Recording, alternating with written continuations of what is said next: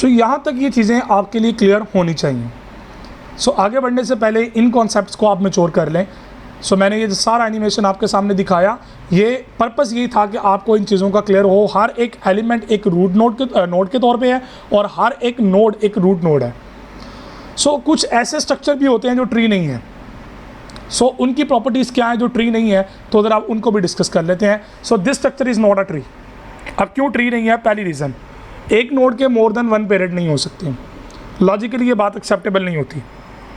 कभी किसी का देखा आपने नाम के साथ दो फादर नेम लिखे हों, तो फादर नेम सिंगल होता है, तो किसी भी नोड के दो पेरेंट्स नहीं हो सकते। So that's why this structure is not a tree. देखें जी के दो पेरेंट्स हैं जो कि ट्री नहीं है। इसी तरह एक नोड से दूसरी नोड पे मूव करने के मोर देन वन पाथ नहीं हो सकते। सो यहाँ पे अगर आप देखें ए और बी के दरमियान दो पाथ हैं। इसी तरह अगर आप देखें तो ई के दो पेरेंट हो गए, जो कि लॉजिकली गलत है, और ई से एफ पे मूव करने का भी सिबलिंग्स दो इकट्ठे एक साथ लिंक नहीं हो सकते। So these are not a tree. So tree की डिफरेंट आपके पास मैंने प्रॉब्लम्स भी डिफाइन कर दी जो ट्री कैटेगरी में नहीं आते। किसी नोड के मोर देन टू पेरेंट्स नहीं हो सकते, मोर देन वन पेरेंट नहीं हो सकता, एक नोड से दूसरी नोड पे मूव करने के मोर देन वन पाथ नहीं हो सकते, और यहाँ पे मैंने उन दोनों प्रॉपर्टीज़ को कंबाइन कर दिया। So that is not a tree. So let's move on the terminologies of binary tree. ये हम सारी टर्मिनोलॉजीज पढ़ चुके हैं, मैं सिर्फ रोल बैक करवाऊंगा। This node is parent and this node is left sub tree. इसी तरह ये राइट सब ट्री है। इसी तरह ये आपके पास लीफ नोड्स हैं और ये भी आपकी लीफ नोड्स हैं। और सिबलिंग्स इसमें कौन कौन से हैं? बी सी सिबलिंग्स हैं, डी ई सिबलिंग्स हैं, एच आई सिबलिंग्स हैं। सो ये बेसिक टर्मिनोलॉजीज हम पहले भी पढ़ चुके हैं, मैंने यहाँ पे सिर्फ आपको डिफाइन की हैं। सो बाइनरी ट्री की कुछ फर्दर प्रॉपर्टीज़ की तरफ आते हैं, खुद फर्दर डेफिनेशंस की तरफ आते हैं। If every non leaf node, non leaf कौन सी होगी? जिसकी डिग्री 0 नहीं होगी।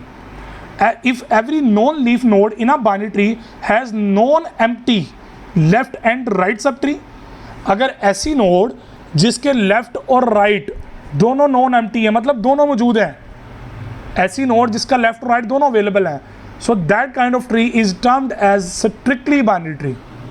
हम उसे नाम देंगे स्ट्रिक्टली बाइनरी ट्री, मतलब उसका लेफ्ट और राइट दोनों अवेलेबल हैं, या तो दोनों नहीं होंगे या दोनों अवेलेबल होंगे। सो यहाँ पे ये चीज़ कॉन्सेप्ट याद रखिएगा, what is difference between a binary tree and strictly binary tree. कि जनाब बाइनरी ट्री के अंदर क्या होता है कि आपकी एक नोड के आगे सब नोड्स 0 भी हो सकती है, 1 भी हो सकती है, 2 भी हो सकती है, लेकिन जो स्ट्रिक्टली बाइनरी ट्री है उसकी सब नोड में या तो 0 होगा या 2 होंगी।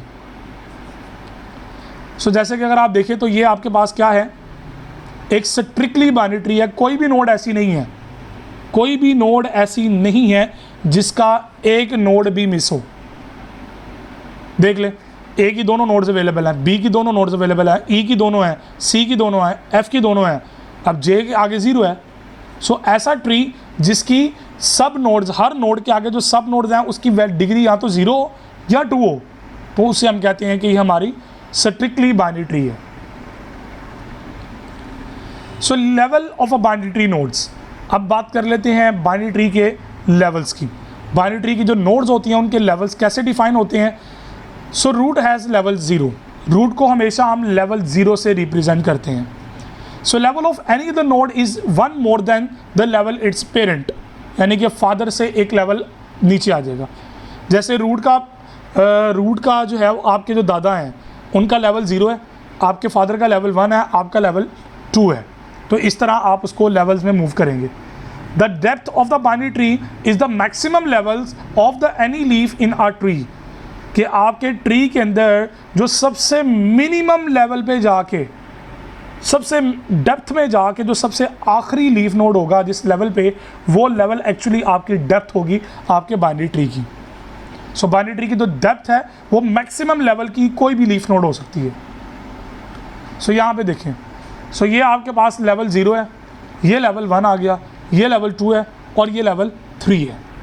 सो इस तरह डिफरेंट लेवल्स बढ़ते जाएंगे। मैं अगर डेप्थ ऑफ बाइनरी ट्री, इस बाइनरी ट्री की डेप्थ की बात करूँ तो डेप्थ क्या होगी? Level 3। So that is your depth, चूँकि मैक्सिमम जो लीफ नोड है वो लेवल 3 के ऊपर है। So the next concept that is complete binary tree. अब कंप्लीट बाइनरी ट्री क्या है? A complete binary tree of depth D, कोई भी ऐसा ट्री जिसको हम कंप्लीट बाइनरी ट्री कह सकते हैं, याद रखिएगा उसकी डेप्थ जो डी है, is the strictly binary all of whose leaves are at level D. यानी कि अगर आप इस ट्री के अंदर देखें ना, अगर तमाम लीफ नोड्स आखिरी लेवल पे होंगी तो that tree will be called complete binary tree. आप उसको नाम देंगे कंप्लीट बाइनरी ट्री का। अगर आप देखें तो आपके पास इमेज में नज़र आ रहा होगा, यहाँ पे तमाम नोड्स जो लीफ नोड्स हैं वो सारी एक ही लेवल पे हैं, तो इसे हम कहेंगे कि जनाब ये हमारा कंप्लीट बाइनरी ट्री है। अब इसकी जो डेप्थ होगी वो क्या होगी? सारी की सारी नोड्स जो हैं, लीफ नोड्स जो हैं, वो डेप्थ डी के ऊपर हैं। सो इसकी डेप्थ 3 है। So that is your all leaf nodes. अगर हम बात करें कि एक लेवल पे हर लेवल की नंबर ऑफ नोड्स कैलकुलेट करनी हो, तो कंप्लीट बाइनरी ट्री अगर आपके पास है तो आप उसकी नंबर ऑफ नोड्स बड़े आराम से कैलकुलेट कर सकते हैं। लाइक लेवल 0 का मतलब क्या है? अब बाइनरी का वर्ड क्या, बाइनरी का मीनिंग क्या होता है उर्दू में? बाइनरी का मीनिंग होता है 2। सो 2 की पावर लेवल, 2 की पावर वो जो लेवल जो भी है, लेवल 0 है तो 2 की पावर 0 का मतलब क्या होता है? 1। तो इसका मतलब इस लेवल पे एक ही नोड होगी, तो क्या रूट लेवल पे एक ही नोड नहीं होती है? That's why we start it from level 0। अब लेवल 1 की बात करें तो 2 की पावर 1 का मतलब क्या है? 2। तो इसका मतलब इस लेवल पे 2 नोड्स होंगी। इसी तरह नेक्स्ट लेवल पे लेवल 2 है तो 2 की पावर 2 का मतलब क्या है? 4। तो इस लेवल पे 4 नोड्स होंगी। इसी तरह लेवल 3 के ऊपर 2 की पावर 3 का मतलब 8। तो इसका मतलब इस लेवल पे टोटल नंबर ऑफ नोड्स जो है वो 8 होंगी। So total number of nodes calculate करने का प्रोसीजर भी मैंने आपके साथ शेयर कर दिया। एट लेवल के देयर आर 2 की पावर के, ये लिखने में थोड़ी मिस्टेक हो गई है, 2 की पावर के नोड्स हैं, यानी कि 2 रेज़ टू पावर के नोड्स, इतनी नंबर ऑफ नोड्स उस लेवल के पे होंगी।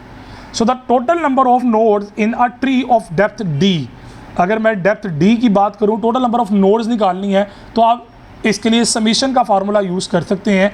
आपको पता होना चाहिए कि आपके पास, मैं यहाँ पे आपको मैथमेटिकली इक्वेशन बना के दिखा भी देता हूँ कि ये कैसे सॉल्व होता है, आपको इसका पता होना चाहिए।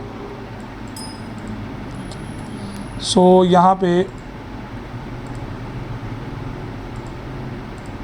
जैसे कि अगर आपको पता है 2 की पावर अगर ये 0 है तो इसका मतलब प्लस 2 की पावर 1 प्लस 2 की पावर 2, अगर ये बढ़ता जा रहा है ऐसे आगे तो इसका जो समीशन 2 की पावर के लेवल की है या डी कर लें तो ये अगर 2 की पावर डी अगर ये इस लेवल तक जा रहा है तो आपको पता होना चाहिए इक्विवेलेंट होता है 2 raise to power D minus 1।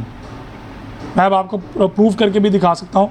2 की पावर डी प्लस 1 माइनस 1। अब आप कहेंगे जिसका प्रूफ क्या है, पहले आप इन दोनों नोट्स को देखें। इसका सम करना है तो डी क्या है? 1 है, तो 1 प्लस 1 2, तो 2 रेज़ टू पावर 2 का मतलब 4 है, 4 माइनस 1 दैट इज़ 3। तो गिन लें इन दोनों की टोटल नोट्स 3 हैं। सो इस फार्मूले की मदद से हम इसको डिफाइन कर सकते हैं। सो अगर आप देखें तो 0, 2 की पावर 0, 2 की पावर 1, 2 की पावर 2 एंड अप टू 2 की पावर डी, तो ये सम अप होगा 2 की पावर जे ऊपर पावर में है। So J equal to 0 to D है तो equivalent 2 raise to power D plus 1 minus 1 के इक्विवेलेंट होगा। ये यहाँ पे जे जो है वो पावर में है। सो आई थिंक इसके अंदर जो है वो प्रॉब्लम आई हुई है टाइपिंग के दौरान। सो मैंने आपको कॉन्सेप्ट एक्सप्लेन कर दिए।